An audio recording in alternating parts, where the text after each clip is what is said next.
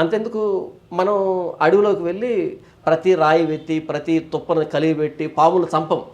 ఎందుకు చంపం? మంచి పాములనా? కాదు, కాదు, మనకి హాని తలపెట్టలేవు అవి మనల్ని కాటేయలేదు కాబట్టి, మన ఇంట్లోకి రాలేదు కాబట్టి.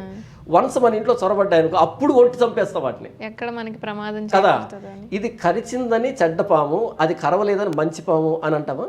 అనం.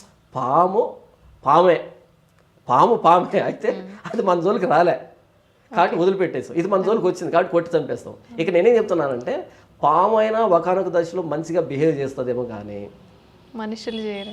మనిషి మాత్రం, పాము 2 కప్పలు తినేసింది అనుకోండి, అప్పుడు దాని మూతి దగ్గర పడుకున్నా ఏమంది? అవును, ఆల్రెడీ ఉంటుంది కదా స్టఫ్ లోపల. కాబట్టి ఏమంది? అది నిద్రపోతుంటుంది. పాము అయినా కొన్ని సందర్భాల్లో కాటేయకుండా వదిలిపెడుతుందేమో కానీ, మనం పడుకొని నిద్రపోతున్నప్పుడు పాము వచ్చి పక్కకు వచ్చేది అనుకోండి, కరవదు.